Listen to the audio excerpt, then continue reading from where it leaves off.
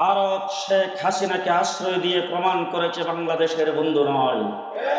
ভারত প্রমাণ করেছে তারা বাংলাদেশের ১ নম্বর শত্রু। ভারত প্রমাণ করেছে তারা বাংলাদেশের সঙ্গে বন্ধুত্ব রাখে নাই, তারা আওয়ামী লীগের সাথে বন্ধুত্ব রেখেছে। তত্ত্বাবধায়ক সরকারকে বলবো শেখ হাসিনাকে ভারত থেকে নিয়ে আসেন।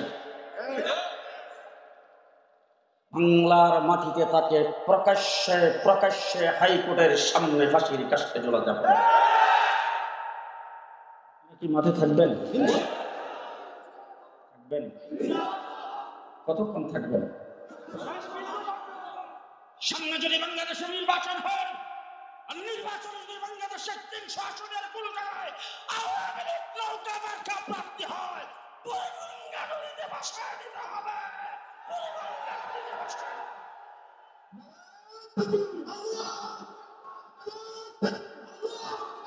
পৃথিবীর মানচিত্রে এবং আমার বাংলাদেশে অনেক সংগঠন আছে, ব্যান করা হয়েছে।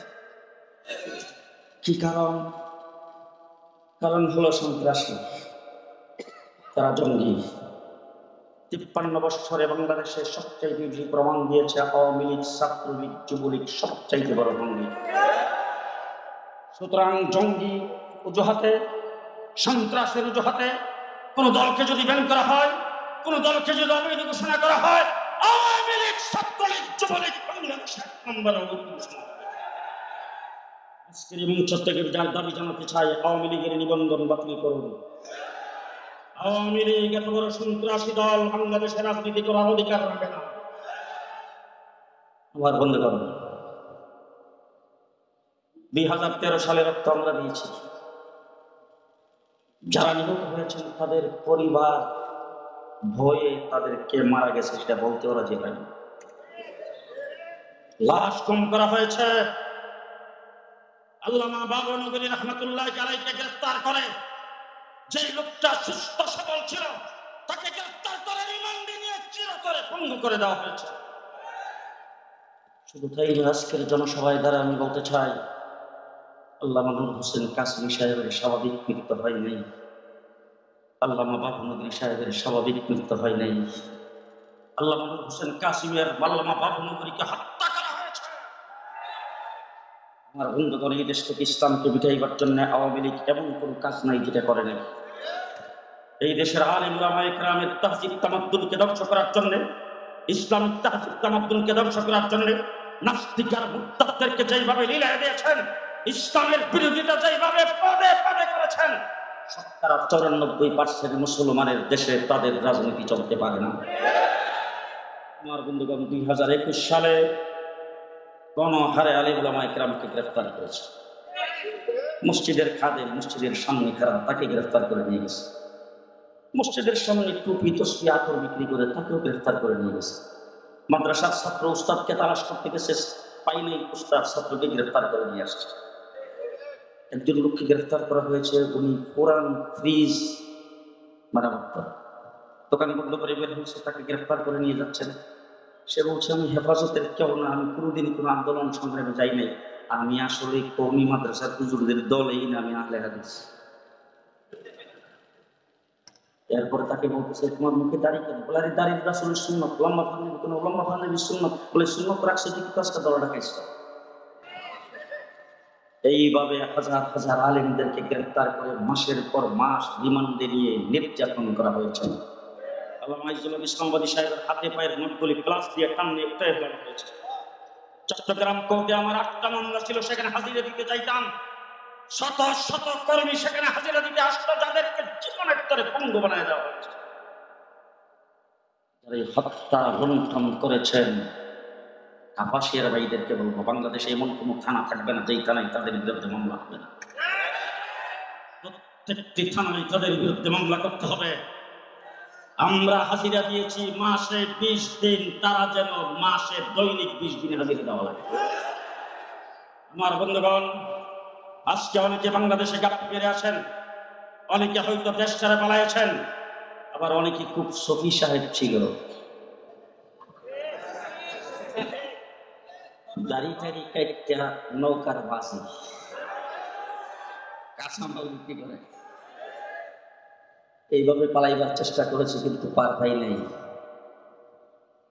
আমরা যখন গ্রেফতার হয়েছিলাম আমাদের কোনো কোনো নেতা কর্মীদেরকে গ্রেফতার করা হয়েছে, তিনি নিজে মোবাইল ব্যবহার করেন না, তার বউয়ের কাছে মোবাইল আছে। তার বউয়ের মোবাইল ট্যাগ করে বউকে যে ধরছে, দইরা তারপরে তার সন্ধান বের করেছেন। আওয়ামী লীগের পতন হয়েছে, প্রযুক্তির কিন্তু পতন হয়নি। আজকের তত্ত্বাবধায়ক সরকারকে বলবো, আপনার আন্দোলনের ফসল, আমরা আন্দোলন করে রক্ত দিয়ে জীবন দিয়ে আপনাদেরকে সেখানে প্রতিষ্ঠিত করেছি, আপনাদেরকে বসাইছি। আপনাদের সর্বপ্রথম কাজ হবে সমস্ত প্রযুক্তি ব্যবহার করে আওয়ামী লীগ যেখানে আসে মাটির নিচ থেকে হলেও তাদেরকে ধরে আনতে হবে। বাংলাদেশ শতকরা 94% মুসলমানের দেশ। কোটা বিরোধী, বৈষম্য বিরোধী ছাত্র আন্দোলন যারা করেছেন তারা রাজপথে নামাজের জামাত কায়েম করেছেন। তাদের মুখে আল্লাহর নাম ছিল। গণভবনের দুঃখে সর্বপ্রথম সেই জায়গার মধ্যে তাকবীরের স্লোগান লাগিয়েছেন। গণভবনের মাঠে সেখানে নামাজ আদায় করে শুকরিয়া আদায় করে আল্লাহর দরবারে কান্নাকাটি করেছেন। সেই সালে ছাত্ররা কোটা বিরোধী আন্দোলন করেছেন। কোটার সাথে আমাদের কোনো সম্পর্ক নাই, কওমি মাদ্রাসার কোনো সম্পর্ক নাই। সুতরাং তারপরও আমার ভাই স্কুল কলেজের ছাত্ররা যেহেতু মাঠে নেমেছেন, আমার কওমি মাদ্রাসার ছাত্ররা মাঠে নেমে ৭৩ জন জীবন দিয়েছেন, পঙ্গু হয়েছেন মাঠে ময়দানে, যেভাবে ২০২৪ সালে ছিলাম, সামনে যে কোনো পরিস্থিতিতে মাঠে থাকবো ইনশাআল্লাহ। আওয়ামী লীগ বর্ডার পাস হয়েছে, ষড়যন্ত্র কিন্তু থামে নাই। সর্বপ্রথম ষড়যন্ত্র করেছে বিচারপতিদেরকে দিয়ে এই সরকারকে অবৈধ ঘোষণা করবে। ছাত্র জনতা হাইকোর্ট ঘেরাও করে ১ ঘন্টার ভিতরে প্রধান বিচারপতিকে পদত্যাগ করাইছে। ২ নম্বর ষড়যন্ত্র ঘোষণা দিয়েছেন তারা খেলতে আসবেন ১৫ই আগস্ট।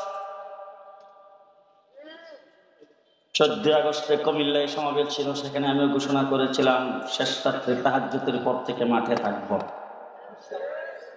দেশের ছাত্র জনতা, দেশের তৌহিদি জনতা, দেশের মাদ্রাসার ছাত্ররা ১৫ই আগস্টে ৫৬,০০০ বর্গ মাইলের ভিতরে মাঠে ছিল।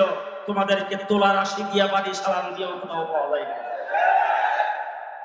৩ নম্বর আনসার বাহিনীদেরকে দিয়ে তারা সচিবালয় ঘেরাও করাইছে। এই দেশের সংখ্যালঘুদেরকে দিয়া চেয়েছেন এই দেশের সাম্প্রদায়িক সম্প্রীতির অজুহাত উঠায় সেই সাম্প্রদায়িক সম্প্রীতিকে নষ্ট করে বাংলাদেশে অরাজকতা সৃষ্টি করার জন্য এদেশের কওমি মাদ্রাসা ছাত্র, শিক্ষক, আলেম ওলামা একরাম, মসজিদের ইমাম মন্দিরে পাহারা বসাইছেন। আবার সামনে পাইতারা করতেছেন হিন্দুদের পূজায় তারা কি ছিঁড়ে ফেলবেন। পরিষ্কার ভাষায় বলতে চাই, ৫৬,০০০ বর্গ মাইলের কোন একটা ইঞ্চি মাটিতে তোমাদের দ্বারা এবার জায়গা নেই। পরিষ্কার ভাষায় বলবো, আমরা মাঠে ছিলাম, মাঠে আসি, মাঠে সামনে থাকবো। তবে তত্ত্বাবধায়ক সরকার বর্তমানে যারা ক্ষমতায় আছেন তাদেরকে বলবো, এই দেশে ইসলামিক তাহজিব তামাদ্দুনকে রক্ষা করে কাজ করতে হবে। আলেম ওলামা একরামকে, হেফাজতে ইসলামকে, কওমি মাদ্রাসাকে অবহেলা করে বাংলার মাটিতে কেউ ক্ষমতায় থাকতে পারবে না, কেউ ক্ষমতায় যাইতে পারবে না।